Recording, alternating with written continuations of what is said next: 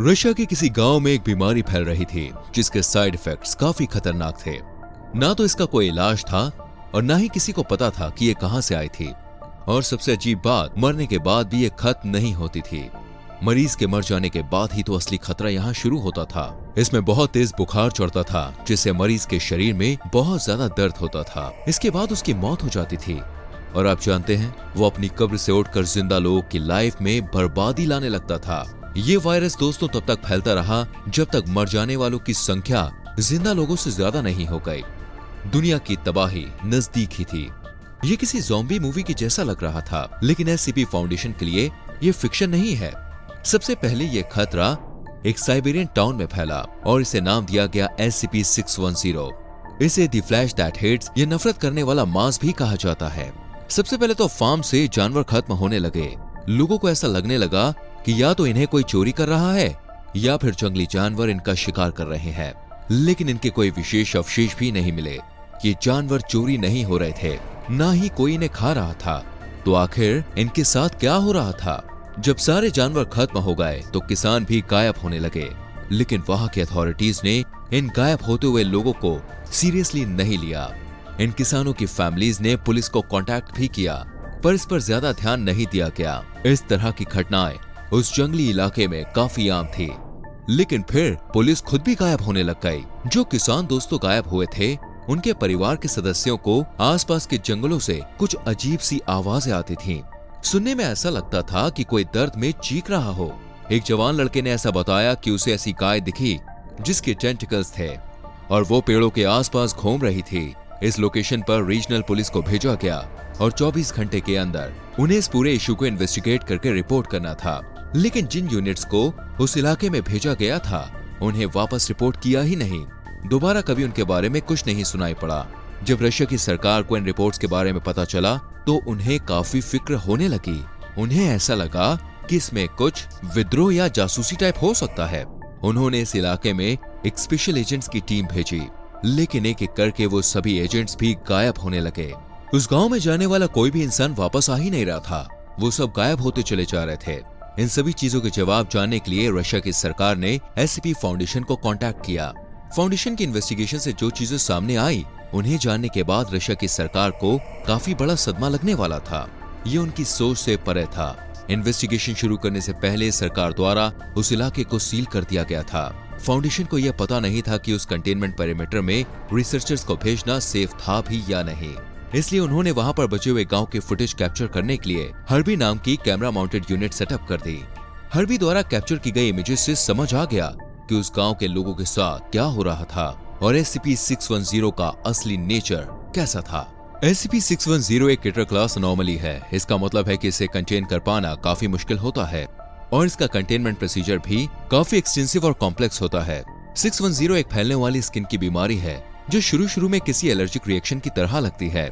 Sensitivity, खुजली होना और रैशेस होना, ये सब इसके कुछ आम सिस्टम्स है। लेकिन इन सिम्टम्स के 3 घंटे बाद ये रैशेस चेस्ट और आर्म में बड़े बड़े स्कार टिश्यूज में बदलने लगते हैं।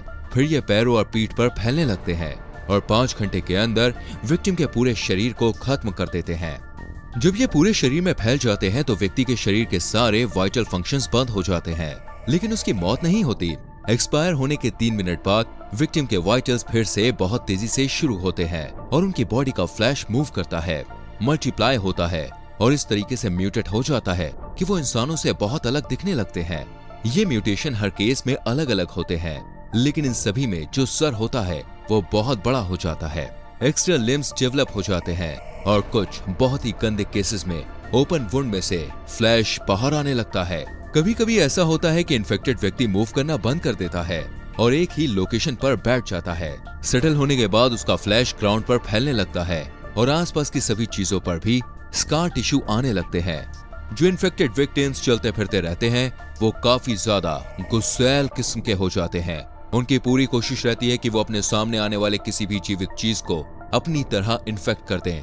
ये बीमारी न सिर्फ इंसानों में फैलती है, बल्कि दोस्तों कुछ ही घंटों के अंदर किसी भी जीते जागते प्राणी को वो इन्फेक्ट कर सकती है। इस बीमारी के इतने खतरनाक होने की वजह से इन इन्फेक्टेड स्पेसिमेंस को केवल ड्रोन और कैमरे से ही सेफली ऑब्जर्व किया जा सकता था। अब हम वापस आते हैं हर्बी पर। देखिए, ये पहला ऐसा माउंटेड कैमरा है जो इन्फेक्टेड एरिया की फुटेजेस को रिकॉर्ड करता है। हर्बी को साइट ए पर डिप्लॉय किया गया।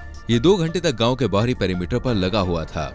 एक इन्फेक्टेड इंसान को कैप्चर करने से पहले इसने कई इन्फेक्टेड लोगों को ऑब्जर्व किया, कई घरों को जलते हुए भी देखा। हर्बी कैमरे की फीड ने एक इन्फेक्टेड इंसान को घर में एंटर होते हुए और टेबल पर बैठते हुए कैप्चर किया। उस घर में कई और भी इन्फेक्टेड लोग थे और इनमें से एक इन्फेक्टेड जीव ऐसा था जो टेबल के नीचे बैठा हुआ था। वो सिर्फ बैठा था, वो चल फिर नहीं रहा था। किसी दूसरे इन्फेक्टेड इंसान को टॉर्चर करने के बाद वो इन्फेक्टेड जीव फिर से टेबल के पास गया और उस पर प्लेट्स बिछाने लगा। उसके शरीर से मांस के टुकड़े अलग होकर प्लेट पर आने लगे। जब प्लेट भर गई तो टेबल पर बैठे हुए इन्फेक्टेड लोग उसे खाने भी लगे।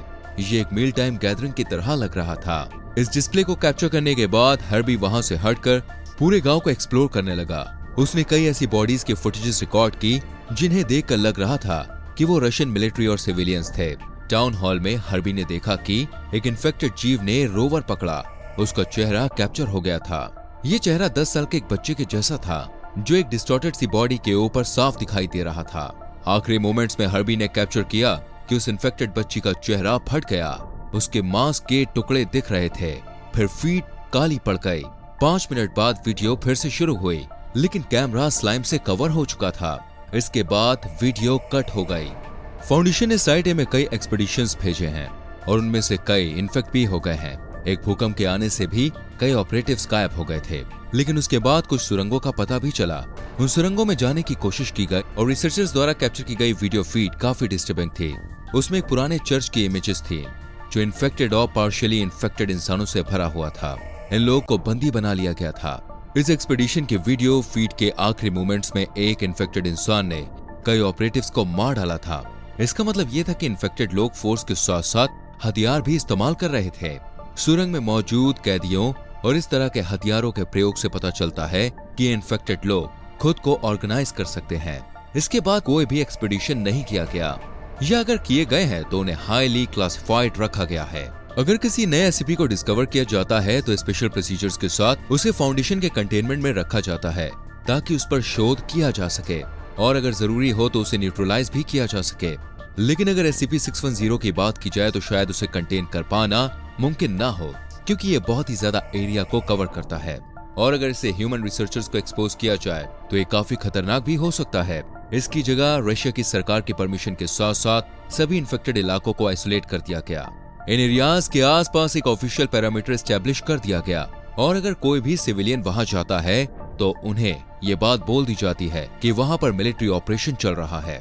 हर इन्फेक्टेड एरिया के पैरामीटर में आर्म्ड गार्ड्स लगा दिए गए हैं और अगर वहां पर कोई भी ऐसी लिविंग थिंग पाई जाती है जिसके सिम्टम्स 610 की तरह हो तो उसे तुरंत ही मार दिया जाता है और उस जगह से काफी दूर चला दिया जाता है। और अगर कोई भी जीवित व्यक्ति SCP-610 के संपर्क में आता है, चाहे वो सोल्जर हो, साइंटिस्ट हो या फिर एक सिविलियन हो, तो उसे तुरंत ही टर्मिनेट कर दिया जाता है और उनके अवशेषों को डिस्ट्रॉय कर दिया जाता है। अगर कोई भी इंसान किसी भी इन्फेक्टेड जीव के आसपास 3 मीटर की दूरी में पाया जाता है तो उसे तुरंत ही क्वारंटाइन कर दिया जाता है और फिर एग्जामिन किया जाता है कि वो इन्फेक्टेड हुआ है या फिर नहीं। SCP-610 हवा से भी फैल सकता है, लेकिन फिजिकल कंटेनमेंट के मुकाबले ये हवा में काफी कम फैलता है। इन्फेक्शन साइट्स आज भी एक्टिव हैं। इन्हें जनरल पॉपुलेशन से आइसोलेट कर दिया गया है और मिलिट्री पूरी कोशिश कर रही है कि इन्फेक्टेड लोगों को अलग रखा जाए, लेकिन SCP-610 आज भी जिंदा है। ये रेयर होता है कि कोई ऐसी एंटिटी एग्जिस्ट करे जिसे फाउंडेशन कंटेन ना कर पाए। इसकी वजह से ये इन्फेक्शन और भी खतरनाक हो जाता है। किसी को भी नहीं पता है कि इन सालों में इसमें कितना म्यूटेशन हुआ है, कितनी ग्रोथ हुई है। फाउंडेशन को आज भी इसके बारे में बहुत कुछ नहीं पता है, जैसे कि ये कैसे काम करता है, ये क्या कर सकता है और कहां से आया है। आज तक इस बात का पता नहीं लगाया जा सका है कि पहला इन्फेक्शन कहां से आया था। ये सीख सकता है, प्लान कर सकता है और खुद को प्रोटेक्ट भी कर सकता है। तो ऐसा नहीं हो सकता कि ये इन्फेक्टेड एरिया से बाहर ना निकल पाए। ये काफी खतरनाक है, ये काफी तेजी से फैलता है। अब जानते हैं, एक छोटे से इन्फेक्टेड खरगोश और एक इनअटेंटिव सोल्जर की वजह से ये जनरल पॉपुलेशन तक पहुंच सकता है। अगर ऐसा हो गया तो पूरा लिविंग वर्ल्ड, न सिर्फ इंसान बल्कि जानवर, पौधे और पूरी दुनिया खतरे में आ जाएगी, क्योंकि इसका नेचर काफी वायलेंट है और इसे सभी लाइफ फॉर्म से नफरत है, यानी कि सबकी जिंदगियों से। और कोई भी इस तरह के इन्फेक्शन के लिए तैयार नहीं है। दोस्तों, हम जानते हैं ये बीमारी इंसान के स्किन को एक तरह के वेपन या बॉम्ब में बदल देती है। उनकी आइडेंटिटी और ह्यूमैनिटी छीन लेती है। तो उम्मीद करते हैं कि वो पैरामीटर ना टूटे। अगली बार अगर आपको थोड़ी बहुत खुजली महसूस भी होती है तो कोशिश करिएगा कि आप इसके बारे में ज्यादा ना सोचें कि आगे क्या क्या हो सकता है। अब और एनोमलीज देखने के लिए आप जाइए SCP-939 विद मैनी वॉइसेस और SCP-096 द शाय गाय पर। आप जाइए उसे चेक करिए।